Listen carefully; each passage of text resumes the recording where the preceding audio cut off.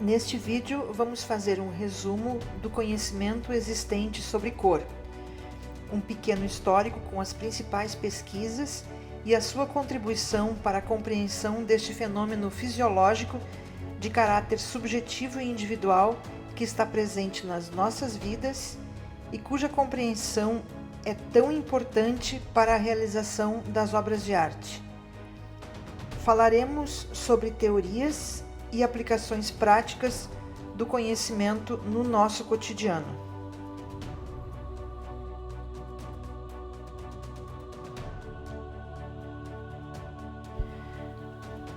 Ondas eletromagnéticas transportam energia através do espaço.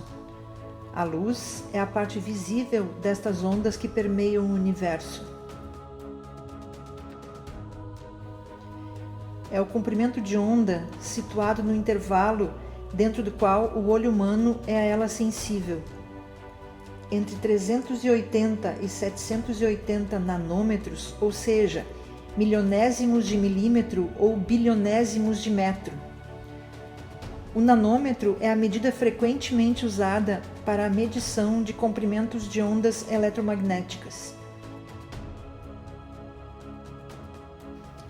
Trata-se a luz, assim, de uma radiação eletromagnética que se situa entre a radiação infravermelho e a radiação ultravioleta, que não são visíveis a olho nu. A fonte mais familiar de luz visível é o Sol. Sua superfície emite radiação através de todo o espectro eletromagnético.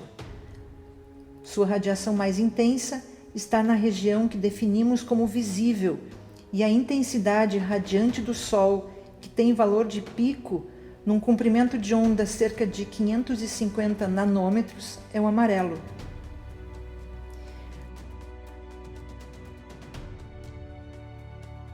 A luz solar que permeia o nosso ambiente incide sobre os objetos, que absorvem parte da luz e refletem outra. As ondas refletidas alcançam nossos olhos. O olho humano é um mecanismo complexo desenvolvido para a percepção de luz.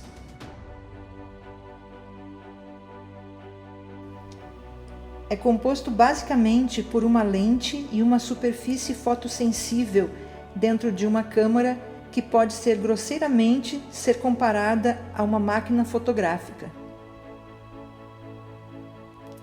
A córnea e a lente ocular formam uma lente composta cuja função é focar os estímulos luminosos.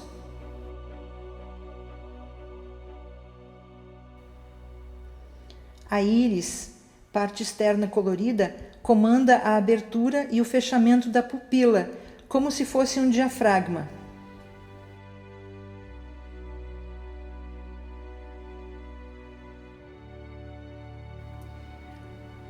O interior do olho é coberto pela retina, uma superfície não maior que uma moeda de R$1 e da espessura de uma folha de papel.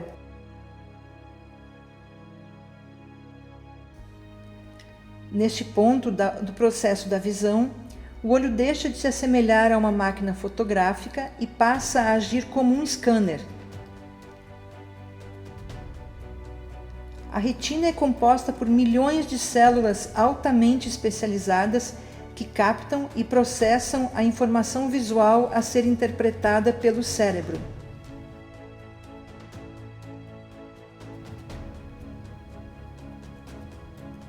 No centro visual do olho estão os cones, um dos dois tipos de células fotorreceptoras.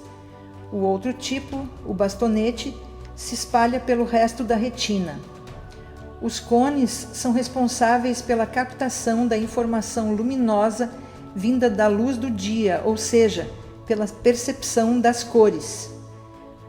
Os bastonetes captam a intensidade da luz e são adaptados à luz noturna e à penumbra.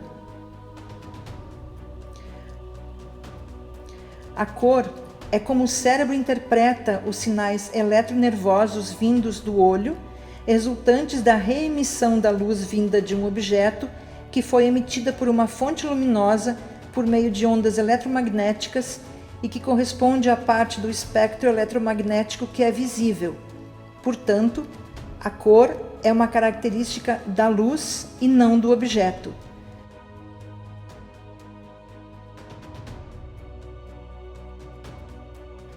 Se mudarmos a cor da luz, que incide sobre o objeto, este terá sua cor modificada.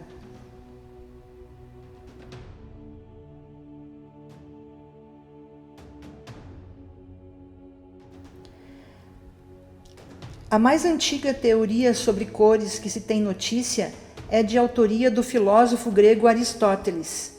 Ele concluiu que as cores eram uma propriedade dos objetos.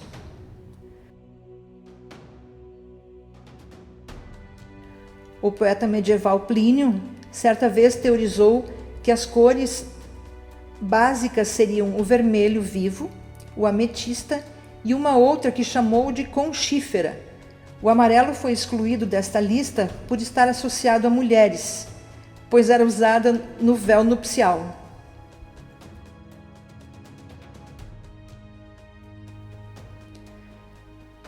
Leon Battista Alberti, renascentista e discípulo de Brunelleschi, diria que seriam 4 as mais importantes: o vermelho, o verde, o azul e o cinza. As cores em número de 4 estão relacionadas aos 4 elementos: fogo, vermelho; ar, azul; água, verde; terra, cinza. Essa visão reflete os seus gostos na tela.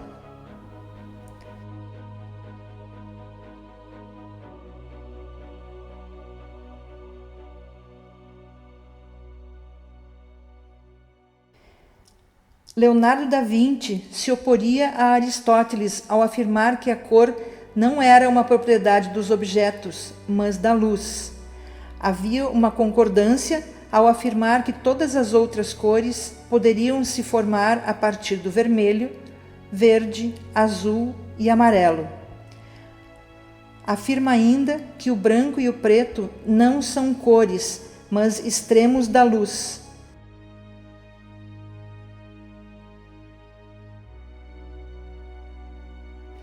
Da Vinci foi o primeiro a observar que a sombra pode ser colorida.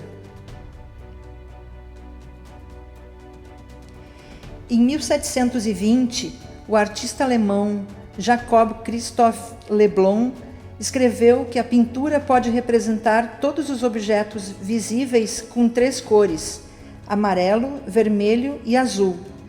Todas as outras cores podem ser criadas a partir das 3.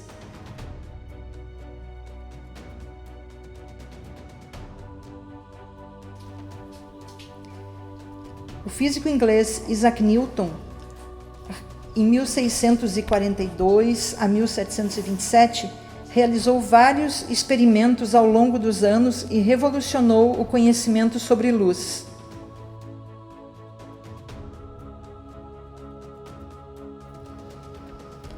Em 1665, na feira de Woolsthorpe, comprou um prisma de vidro sólido transparente e realizou um experimento em seu quarto, observando como um raio de luz de um furo na veneziana se decompunha ao atravessar o prisma. Sua atenção foi atraída pelas cores. A luz que emergia do prisma se decompunha nas 7 cores do espectro, em raios sucessivos: vermelho, alaranjado, amarelo, verde, azul, anil e o violeta. Dessa maneira, ele produziu um pequeno arco-íris artificial.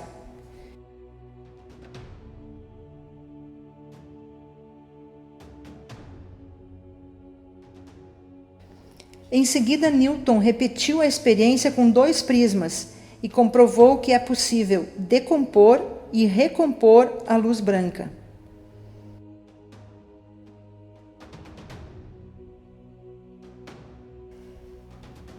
Depois criou um dispositivo dividido em 7 partes, cada uma das quais pintando com uma das cores do espectro, que ao girar rapidamente, as cores se superpõem sobre a retina do olho do observador, dando a sensação do branco, conhecido como disco de Newton.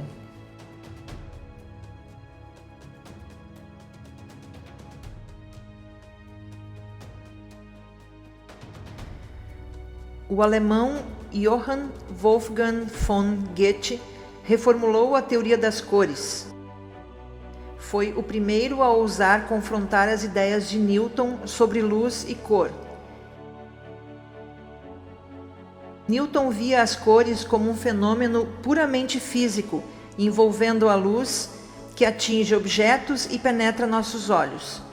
Goethe concebeu a ideia de que as sensações de cores que surgem em nossa mente são também moldadas pela nossa percepção, pelos mecanismos da visão e pela maneira como nosso cérebro processa tais informações.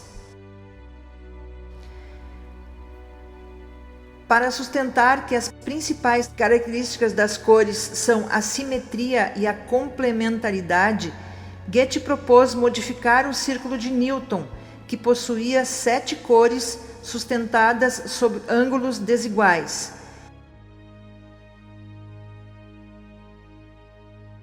Cria um círculo simétrico, onde as cores complementares localizam-se em posições diametralmente opostas no círculo. Goethe, baseando-se em seus experimentos, conclui que cores como o magenta, uma cor não espectral, possui um importante papel para completar o círculo das cores, o que é sustentado até nossos sistemas de cores mais modernos.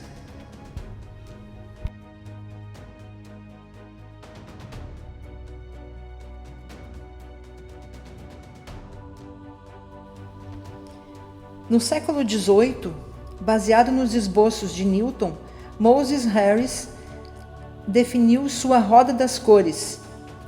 Nesta roda aparecem as primárias, secundárias e terciárias e um elemento novo, no centro, as 3 primárias sobrepondo-se para formar o preto.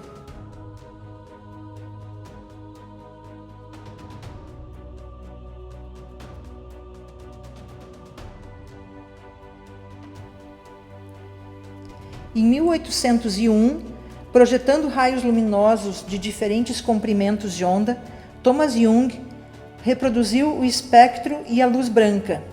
O espectro de Young compreende 6 cores: o púrpura, magenta, o vermelho, o amarelo, o verde, o ciano, azul cian e o azul intenso. A luz branca resultou da sobreposição desses raios.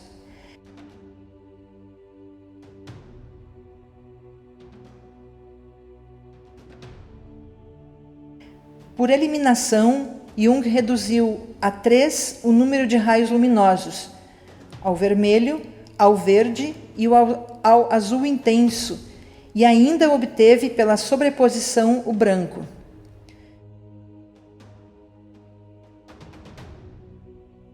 Sobrepondo aos pares esses raios, obteve as cores que tinha suprimido, o púrpura, o amarelo e o ciano. Suas experiências resultaram na descoberta das cores primárias da luz e as secundárias da luz. A sobreposição das 3 primárias luz produz a luz branca, processo de adição de luz ou teoria tricromática. Esta descoberta foi o ponto de partida para todas as transmissões de imagens coloridas que conhecemos hoje.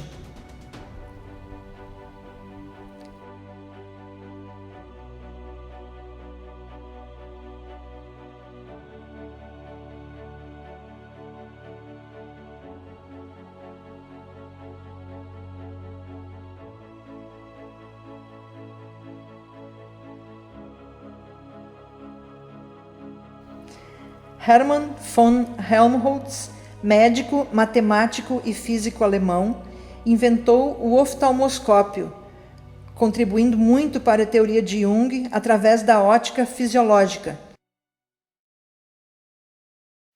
Este aparelho foi criado para uma observação mais profunda do olho humano.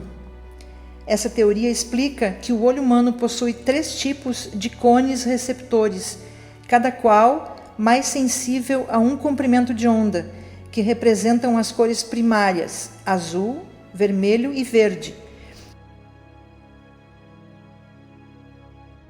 Quando o olho é exposto a uma certa frequência de onda, cada receptor reage numa intensidade e o cérebro interpreta como uma mistura das cores primárias. Pode-se tipificar a nossa visão como um sistema de síntese aditiva, onde a cor é percebida diretamente a partir da fonte luminosa.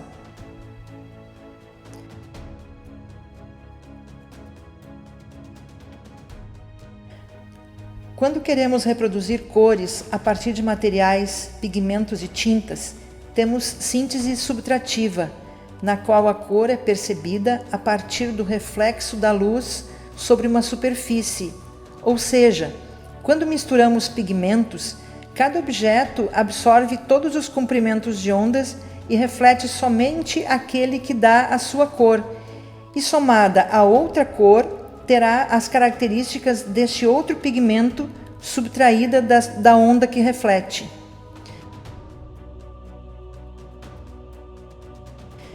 Quando combinamos as cores primárias luz, duas a duas, obtemos secundárias mais luminosas, vermelho mais verde igual a amarelo, vermelho mais azul intenso, magenta, azul intenso mais verde, ciano. Quanto mais somamos luz, mais clara e luminosa fica a cor, até chegarmos no branco.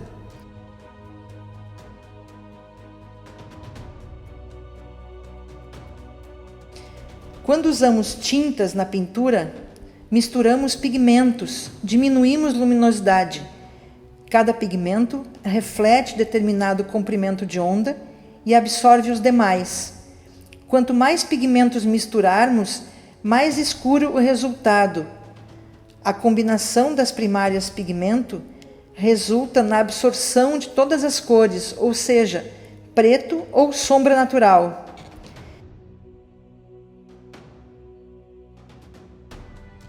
Entende-se por cores primárias aquelas que não podem ser obtidas a partir de misturas e que, combinadas entre si, podem reproduzir todas as cores.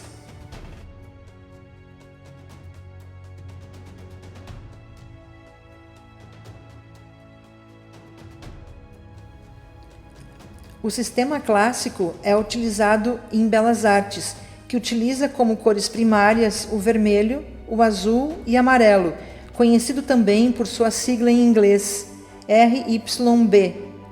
Na pintura acadêmica clássica, teoricamente, as demais cores poderiam ser obtidas através destes pigmentos. Atualmente, sabe-se que este modelo é cientificamente incorreto, mas ainda assim é bastante utilizado em artes plásticas.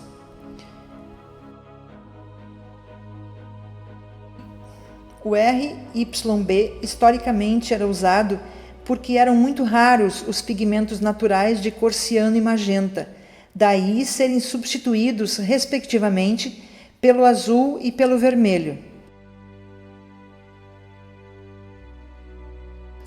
Atualmente, considera-se o CMYK como o melhor modelo subtrativo, capaz de representar todas as cores perceptíveis pelo olho humano. O C, ciano, M, magenta, Y, yellow, seriam suficientes para produzir na mistura dos pigmentos o preto natural. Porém, as cores usadas na impressão são semi-transparentes e é necessário acrescentar um toque de black, preto, para intensificar os contrastes. A letra usada na identificação K é a última letra da palavra black, porque o B já era usado para representar a cor azul.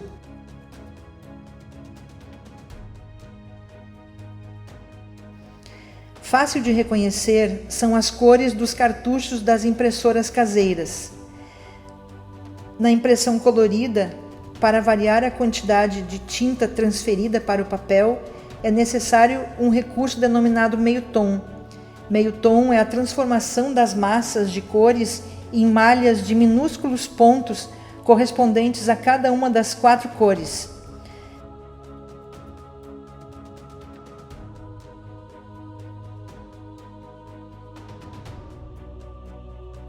Sem estes pontos, cada cor primária seria apresentada como uma massa densa uniforme de cor.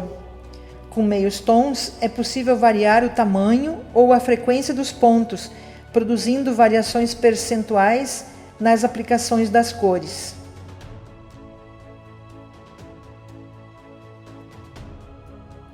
O tamanho reduzido dos pontos aplicados no papel e sobrepondo aos pontos das outras cores faz com que o olho humano perceba o conjunto como uma única cor.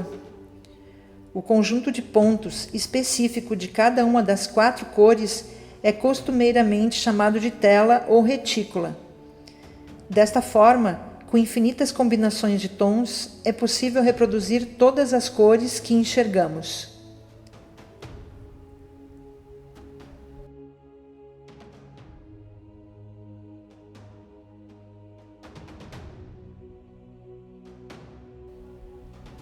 Na pintura, os pigmentos presentes nos mais diversos materiais são misturados da mesma maneira. Complementar de uma cor é aquela que mais absorve seu espectro. 2 cores são chamadas complementares se, quando misturadas, produzem preto, no caso dos pigmentos, e branco, no caso de luzes.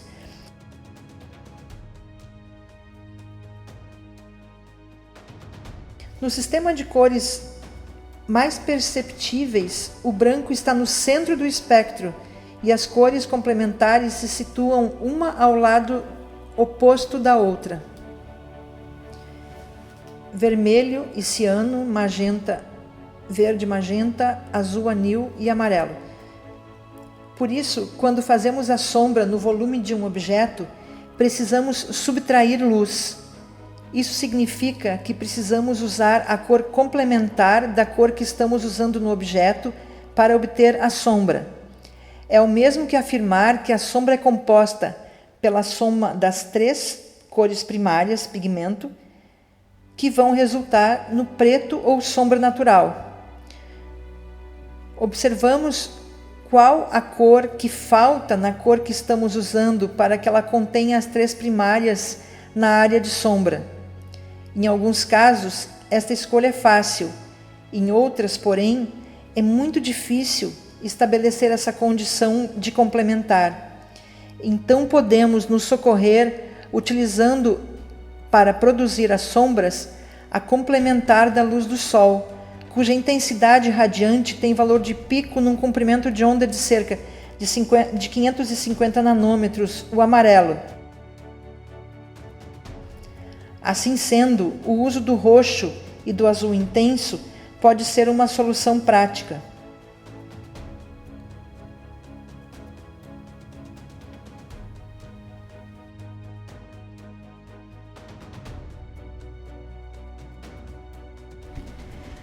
Cada artista escolhe a sua paleta de cores. Muito importante é observar que nela esteja contida uma cor que tenha como base cada uma das primárias, para que ele consiga, com eficiência, produzir a sombra na sua mistura, na mistura de 2 ou 3 dessas cores da sua paleta, e dessa maneira consiga a sua personalidade pessoal para a produção da sua obra.